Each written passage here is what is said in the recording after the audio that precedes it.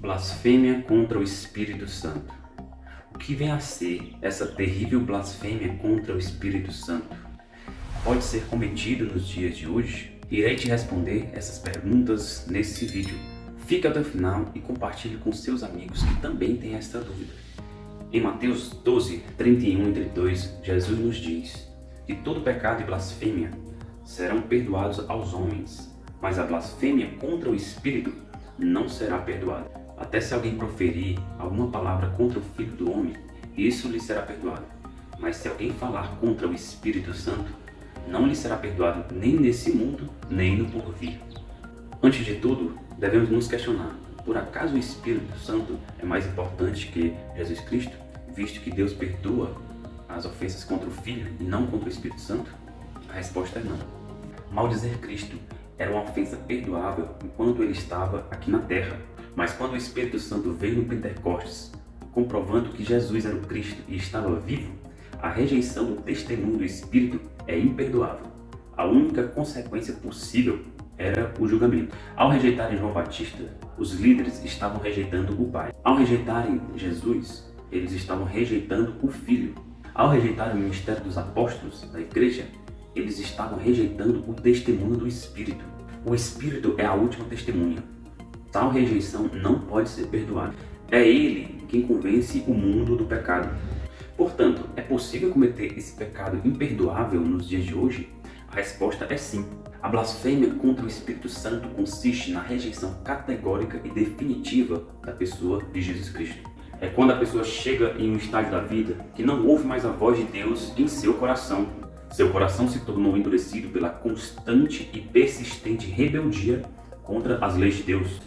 Essa pessoa criou uma resistência à voz de Deus e à sua repreensão, mas ela voluntariamente rejeitou tudo isso. O poder do Espírito Santo é o único que refreia as nossas vontades e desejos carnais. Ele é o nosso maior freio moral. Então, se o único que pode convencer o pecador de seu pecado está sendo rejeitado voluntariamente, então ninguém mais pode convencer essas pessoas de seus caminhos iníquos e a se arrependerem. Em Ezequiel 3, 27, Deus diz: mas quando eu falar contigo, abrirei a tua boca e lhes dirás: assim diz o Senhor Deus, quem ouvir ouça, e quem deixar de ouvir deixe, porque eles são casa rebelde. E em Ezequiel 12, 2, ele fala: filho do homem, tu habitas no meio da casa rebelde, que tem olhos para ver e não vê, e tem ouvidos para ouvir e não ouve, porque eles são casa rebelde. E em Apocalipse 22, 10, 12, ele fala: disse-me ainda, não seles as palavras da profecia deste livro, porque o tempo está próximo. Continue o injusto fazendo injustiça, continue o imundo ainda sendo imundo, o justo continue na prática da justiça e o santo continue a santificar-se.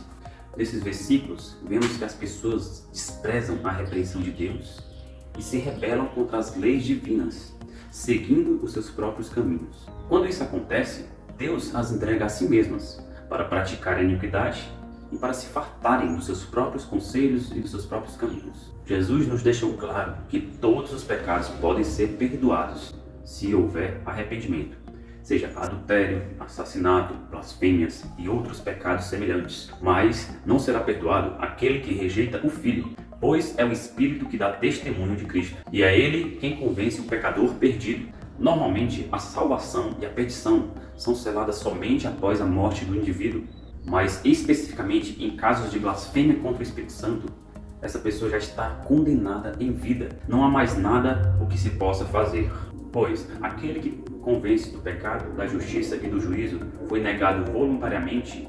Ninguém mais é capaz de fazer o papel que somente o Espírito Santo faz em nossas vidas, nos levando ao arrependimento dos pecados. Portanto, blasfemar contra o Espírito Santo é uma ação voluntária e persistente de rebeldia contra Deus e suas leis. Quem blasfemou contra o Espírito Santo não sente mais temor e nem arrependimento. É como se fosse um psicopata espiritual, pois não há mais a voz daquele que convence dos pecados em seu interior, visto que a pessoa o recusou voluntariamente e fez apagar a sua chama dentro de si, não havendo arrependimento para que sejam perdoadas as suas transgressões. Você já deve ter se perguntado, e até ficar assustado, se alguma vez já blasfemou contra o Espírito Santo. Se há temor de Deus em você, sentimento de culpa e arrependimento quando erra, isso é um sinal que o Espírito do Senhor está agindo em sua vida e você não blasfemou contra ele. Porém, devemos acolher com mansidão as suas repreensões e nos arrepender de nossos pecados continuamente, para que o pecado não venha endurecer o nosso coração